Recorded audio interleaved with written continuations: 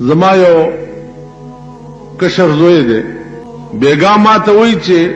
ما ته یو سړی سوال را باندې کړی دی خو ما ته وایي چې پلار ته به زما نوم نه اخلي چې یو سړی خدایم نه مني رسولم نه مني قرآنم نه مني دینم نه مني مذهبم نه مني هیڅ نه مني اب په څه قایل کې نو ما ورته وایي چې هغه ته وایي چې ما سره خپله خبرې وکړي نو سته ماشوم هلکې که زه تا ته وایم نو ته پې هغه پوهولی نه شي سهار مې سړی ولیدو زه پویم چې دا کم سړی ما وی چې هلکه بیګا تا زما زوی ته څه سوال جواب کړی وی نه نه جي ما څنګه دې نه وکړی ټیک به اوس هغه سوال کې چې زه تاله جواب درکړم وی جي هسې بایدیوی غوندې بایدیوی غوندې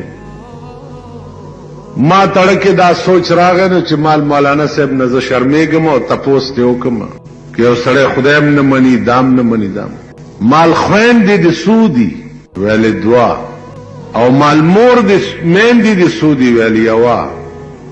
مال واده دې کله دی ویل یو میاشت یوه نیمه پس دی مال چا سره دی ویل تاسو ته پته نه ده پلاني سړي لور ما کړې ده نو مال د هغه لور او ستا خویندو کې څه فرق شته ویلې نه هغه هم جینکۍ دي او دا هم جینکۍ دي نو مال د خپلې خور سره دې ولې نکاح نه کولو یا د خپلې مور سره دې ولې د شپې نه سملاستې چې تا هغه پردي کور جینۍ به کور ته راولې خو لنډ کار وکړه داسې شو ویل جی دا خو ناجایز دي مال دا ناجایز ټکی چا ویلی دی ویل دا خدای ویلی دی مال اوس دې خدای ومنل بس غوږونه یې ونیو پوزه یې په دې ځمکه راښکه راښکه چې مال چې جوړ سرمنې ته یوړه ویل بس چې معافي غواړم آسان کار دی ستا په دې دماغو کې دا چا چولی دي چې پردی ښځه کور ته راوله او خپلې خور سره نکاح مه کوه دا چا چولی دي وی چې دا خدای چولی ما دغې ته خدای وایي دا خدای چې ته وینې نه نو خدای دغې ته وایي چې دا چا ستا په دماغ کې اچولی دي چې دا ستا خور ده او دې سره چې دی ناجایز تعلق دا جایز نه دی دغې ته خدای وایي داسې روان شو بیا را واپس شو ویل یو بل عرض کولی شو مال وایه زه یریږه مه مانه زه څه بلا خو نه یم ویلې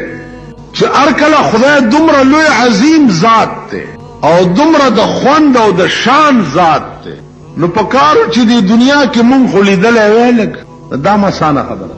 دا تا چې د چا لور کړې دا څوک ده وی دا مې د ماما لور ده مال ته ورکړه ځې راځې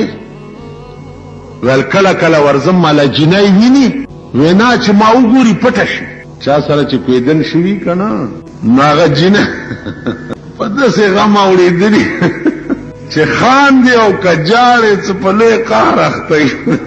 کویدن شوي جینۍ چې نه هغه د سخر نم پټېږي خواښې نم پټېږي چا نه چې کویدن که ملک سره هغه نم پټېږي مال په دې مې پوه که چې د ماما لور دې د سکا وړاندې در نه نه پټېده دا اوس در نه ولې پټېږي په دې راز پوه ویل والله که پې پوه مال دې کې راز دا دی چې چا سره دې مینه شي او هغه څومره نه وینې نو محبت به دې زیاتېږي ورسره دومره خو به چېرته څه لیدلي را لیدلي ماما څه خو به هم لیدلي عاشق وی وعده وصل چو شود نزدیک وعده وصل چو شود نزدیک آتش شوق تیز تر گردد محبوب سره د ملاقات وعده چې نزدیکیږي